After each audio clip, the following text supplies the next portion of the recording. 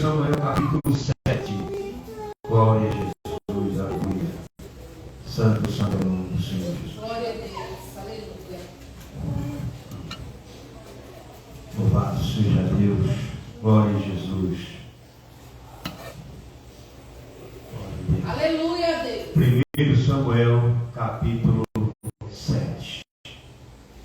Glória a Jesus. Glória a Deus. Aleluia. Amém, irmãos? 1 Samuel capítulo 7, versículo 1 em diante, está escrito assim: Então vieram os homens de Kiriat-Jearim e levaram a arca do Senhor, que trouxeram à casa de Abinadab, no outeiro, e consagraram a Eleazar seu filho para que guardasse a arca do Senhor. E sucedeu que desde aquele dia a arca ficou em Kiriat-Jearim, e tantos dias se passaram que chegaram até 20 anos. E lamentava toda a casa de Israel após o Senhor. Então falou Samuel a toda a casa de Israel, dizendo: Se com todo o vosso coração vos converteis ao Senhor, tirai dentre vós os deuses estranhos, os astarotes, e preparai o vosso coração ao Senhor, e servi a Ele só, e vos livrará da mão dos filisteus. Então os filhos de Israel tiraram dentre si aos Baalins e aos astarotes, e serviram só ao Senhor. Disse mais Samuel: Congregai a todo Israel em Mispa, e orarei por vós ao Senhor. E congregaram-se em Mispa, e tiraram água, e a derramaram perante o Senhor, e jejuaram aquele dia, e disseram ali: Pecamos contra o Senhor. E julgava Samuel os filhos de Israel em Mispa. Versículo 7. Ouvindo, pois, os filisteus que os filhos de Israel estavam congregados em Mispa, subiram os maiorais dos filisteus contra Israel, porque ouvindo os filhos de Israel, temeram por causa dos filisteus. Pelo que disseram os filhos de Israel a Samuel: Não cesse de clamar ao Senhor nosso Deus por nós, para que Ele nos livre da mão dos filisteus. Então Samuel tomou um cordeiro de mama e sacrificou-o inteiro em holocausto ao Senhor, e clamou Samuel ao Senhor por Israel, e o Senhor lhe deu ouvidos. E sucedeu que, estando Samuel sacrificando o holocausto, os filisteus chegaram à peleja contra Israel, e trovejou o Senhor aquele dia com grande trovoada sobre os filisteus, e os aterrou de tal modo que foram derrotados diante dos filhos de Israel. Aleluia. E os homens de Israel saíram de Mispa e perseguiram os filisteus e os feriram até abaixo de Beticá. Então tomou Samuel uma pedra e a pôs entre Mispa e Sem, e chamou o seu nome Ebenezer, e disse: Até aqui nos ajudou. Amém? Glória a Jesus. Pode sentar no seu lugar, essa noite. Glória a Jesus. Como o varão já orou por mim, a igreja, então eu estou abençoado. Bem, então posso ministrar a palavra nessa noite em nome de Jesus. Louvado seja Deus.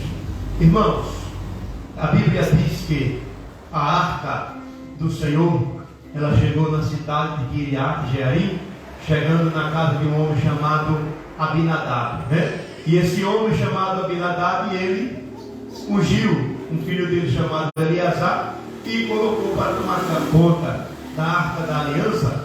E a Bíblia diz que a arca da aliança, que simboliza a presença de Deus, ficou ali em Israel, e tantos dias se passaram que chegaram a 20 anos, e o povo de Israel lamentava após o Senhor.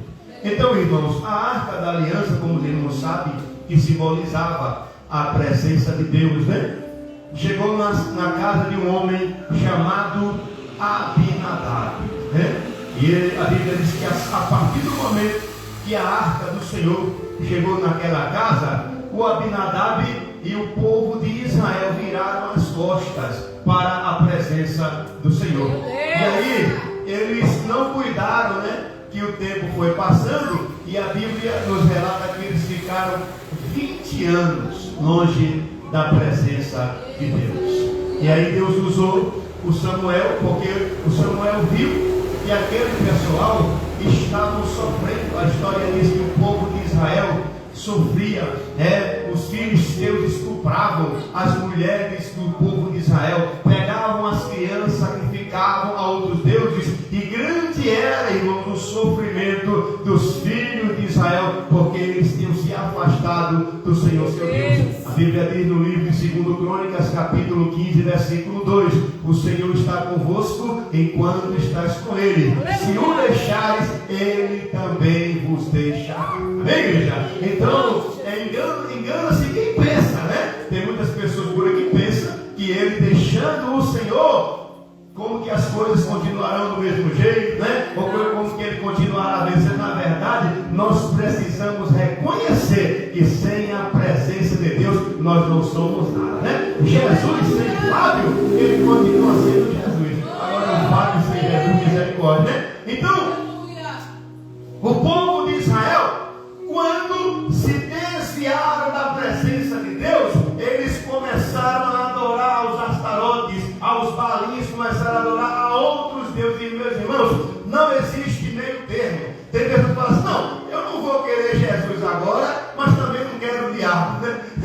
Não existe meio termo. Ou você entrega a vida para Jesus, ou se você servir, você já sabe que ele toma conta. Não tem meio termo, não. Então, nós precisamos nos esforçar para se aproximar de Jesus. Tiago, capítulo 4, versículo 8, ele diz assim: ó, chegai-vos a Deus, e ele chegará a vós. Amém? Chegai-vos a Deus, e ele chegará a vós. Eu tenho feito assim uma reflexão, analisando a palavra de Deus e alguns tipos de crente que tem hoje dentro da igreja, né? Eu já fui do mundo, embora eu vim para a igreja cedo, né? Mas ainda fui em umas festas, fiz muita coisa errada, ainda fui em umas festas, umas coisas assim, né? Mas Jesus logo me resgatou. E aí eu fico analisando a disponibilidade, né, do povo para errar e para pegar. A irmãzinha disse: eu cheguei agora do trabalho, estou toda quebrada, mas eu estou aqui. Amém, igreja?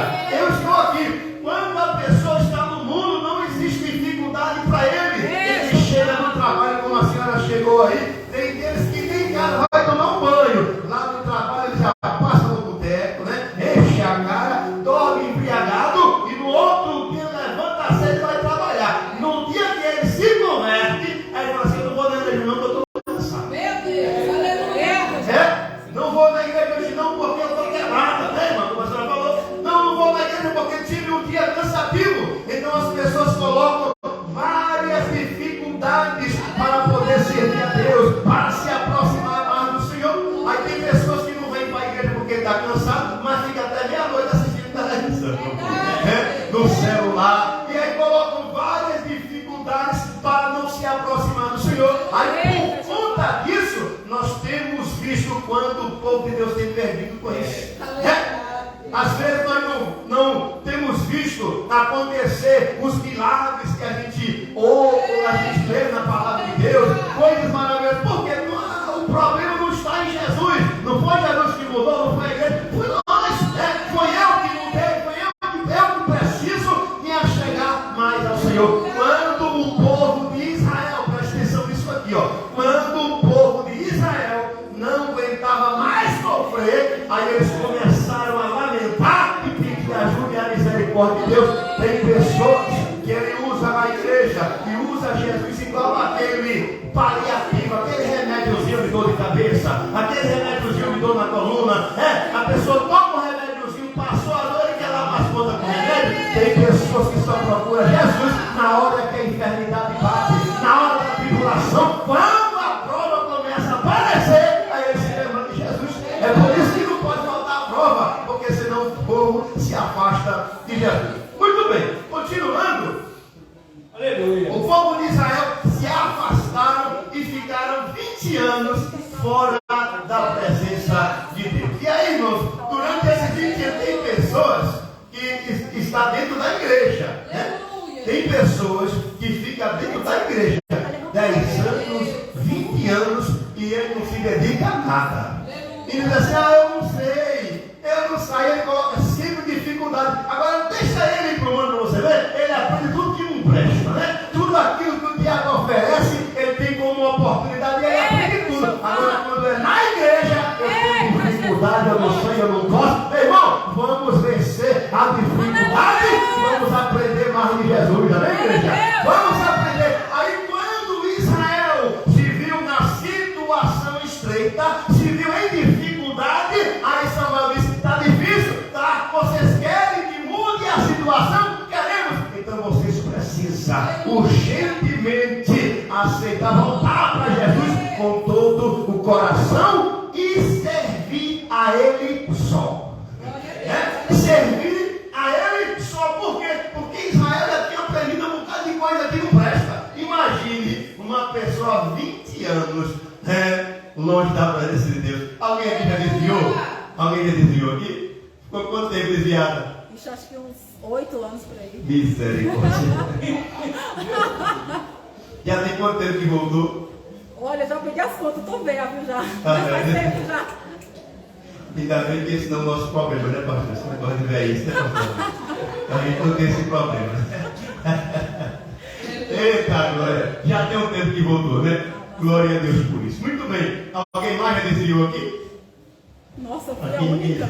Jesus. O senhor nunca desviou, não, pastor? Não. Nem do mal? O mal sim, né? Aleluia. O pastor, você que nem diz os baianos, lá ele, né? Eita, glória. Amém, irmãos? Então, queridos, ó, preste atenção numa coisa. Jesus disse em Lucas 9:23, Jesus falou assim, ó, se alguém quiser vir após mim, Jesus falou, não é obrigado, não. Mas se você quiser vir, negue-se a si mesmo, tome a sua cruz, venha e siga. Porque lá no mundo existe também, o diabo tem as suas exigências, o diabo faz as suas exigências e as pessoas acabam aceitando. Aí Israel sai da presença de Deus, fica 20 anos e ele está pensando que na hora de voltar vai ser a mesma coisa que quando ele voltou. Não é assim que funciona, não. Aí Samuel falou assim, ó, se você quiser que a situação mude, comece mudando primeiro você, se dobre, se arrependa e reconheça que você necessita de Jesus. Pronto. Então, irmão, a Sinélia, lá em Tiago 5,19, diz assim, ó, irmãos, se algum dentre vós se tem desviado da verdade e alguém o converter, saiba que aquele que fizer converter do erro do seu caminho um pecador, salvará uma alma da morte e cobrirá uma multidão de pecados. Quando a pessoa se afasta de Jesus, ele comprou a passagem para a morte. A sentença dele é morrer, morrer sem Jesus. Se ele se arrepender e tiver tempo, maravilha, Jesus perdoou, está tudo certo. Agora, se não der tempo, a senhora ficou 8 anos desviando. Já pensou num negócio desse? Tanto livramento que Jesus te deu, ele te guardou, a senhora poderia não estar mais aqui.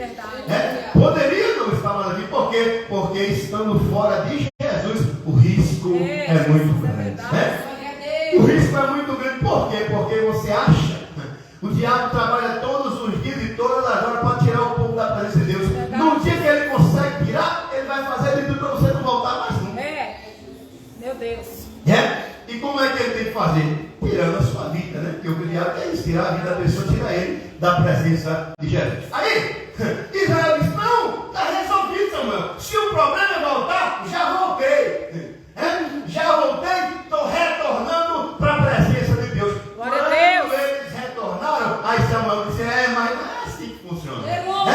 Não é assim que funciona. Tem pessoas que eu conheço, né? Pessoas assim que ele está na igreja, é uma bênção, é um vaso usado na mão de Deus, aí daqui a pouco ele resolve dar uma volta no mundo.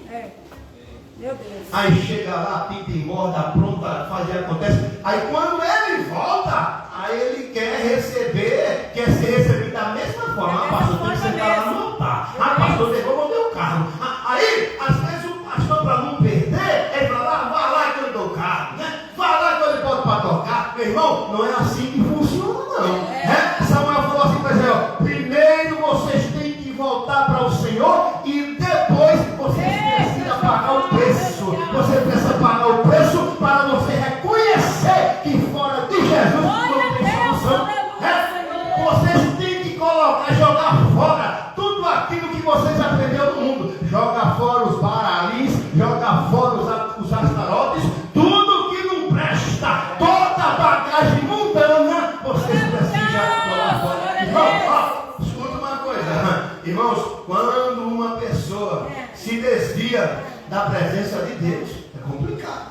É verdade. É complicado. Quando a pessoa não tem conhecimento é uma coisa. Quando você tem conhecimento, a situação já é outra. Segundo Pedro, capítulo 2, versículo 20, 21, 22, diz assim: portanto, presta atenção que você vê, portanto, se depois de terem escapado da corrupção do mundo, pelo conhecimento do Senhor e Salvador Jesus Cristo, e tornar a elas, e nelas ser vencido, tornou-lhes o estado pior do que o primeiro, porque melhor lhes fora não conhecer o caminho da justiça, do que conhecendo, desviarem-se do santo mandamento que lhes fora dado.